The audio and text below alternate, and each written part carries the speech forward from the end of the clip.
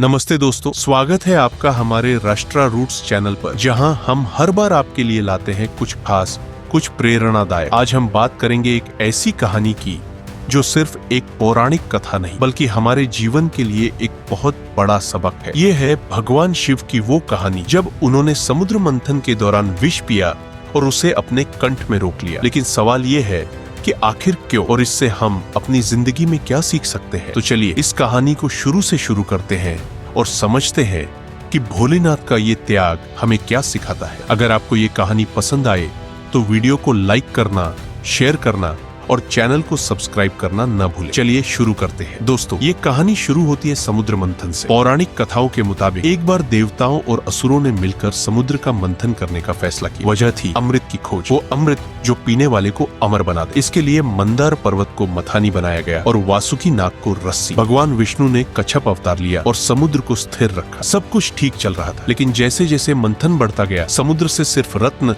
और अमृत ही नहीं निकले बल्कि कुछ ऐसा भी निकला जिसने सबको डरा दिया। हलाहल विष। ये विष इतना खतरनाक था कि इसकी एक बूंद भी सृष्टि को नष्ट कर सकती थी। इसकी गर्मी से देवता और असुर दोनों जलने लगे। आसमान में काले बादल छा गए और चारों तरफ हाहाकार मच गया। अब सवाल था कि इस संकट से दुनिया को कौन बचाएगा। सबकी नजरें भगवान शिव की ओर गई, क्योंकि वो ही थे जो हर संकट में सृष्टि की रक्षा करते आए थे। भगवान शिव ने बिना देर किए उस विष को अपने हाथों में लिया। सब हैरान थे कि क्या वो इसे पीने वाले हैं, और फिर वो पल आया। शिव ने उस हलाहल विष को अपने मुंह में डाला और उसे पी लिया। लेकिन ये कोई साधारण बात नहीं थी। उन्होंने उस विष को अपने गले से नीचे नहीं उतरने दिया। वो विष उनके कंठ में ही रुक गया और इसी वजह से उनका गला नीला पड़ गया। तभी से उन्हें नीलकंठ कहा जाने लगा। लेकिन सोचिए ये कितना बड़ा त्याग था। वो विष जो सारी सृष्टि को खत्म कर सकता था, उसे शिव ने अपने भीतर समा लिया। उनकी पत्नी पार्वती ने भी इसमें साथ दिया। कहते हैं कि जब विष उनके गले से नीचे जाने लगा तो माता पार्वती ने उनका गला दबा दिया ताकि वो और नीचे न जाए। ये जोड़ा सिर्फ प्रेम का नहीं बल्कि त्याग और बलिदान का भी प्रतीक बन गया। दोस्तों, समुद्र मंथन की ये घटना सिर्फ एक कहानी नहीं है। ये हमें बताती है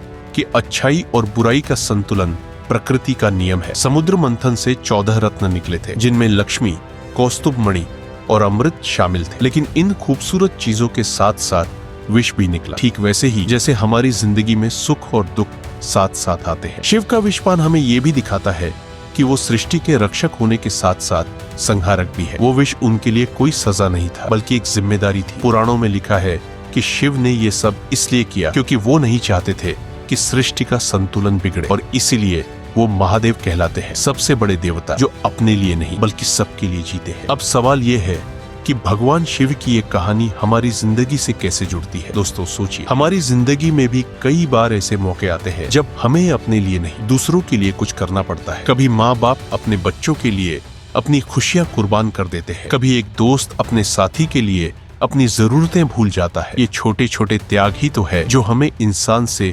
इंसानियत की ओर ले जाते हैं। शिव का विषपान हमें सिखाता है कि जब जिंदगी में कोई मुश्किल आए, कोई विष हमारे सामने खड़ा हो, तो उसे डर से नहीं हिम्मत से अपनाना चाहिए। वो विष शायद कोई गलत फैसला हो, कोई नुकसान हो या कोई दर्द हो, लेकिन अगर हम उसे सहन करने की ताकत रखते हैं तो हम न सिर्फ खुद को बल्कि अपने आसपास वालों को भी बचा सकते हैं। और हाँ, ये भी सीख मिलती है कि हर त्याग के पीछे एक मकसद होना चाहिए। शिव ने विष इसलिए पिया ताकि सृष्टि बचे। तो जब भी हम कुछ छोड़े, चाहे वो समय हो, पैसा हो या अपनी इच्छाएं, तो ये सोचे कि क्या इससे कोई बड़ा फायदा हो रहा है। अगर हाँ, तो वो त्याग सार्थक है। समुद्र मंथन के बाद जब सब कुछ शांत हुआ तो देवताओं और असुरों को अमृत मिला, लेकिन उस अमृत की कीमत थी भगवान शिव का त्याग। वो नीलकंठ बन गए, लेकिन उनकी आंखों में शांति थी, क्योंकि वो जानते थे कि उनका बलिदान व्यर्थ नहीं गया। आज भी जब हम शिवलिंग पर जल चढ़ाते हैं तो उनके उस त्याग को याद करते हैं। तो दोस्तों, अगली बार जब जिंदगी में कोई मुश्किल आए, कोई ऐसा पल आए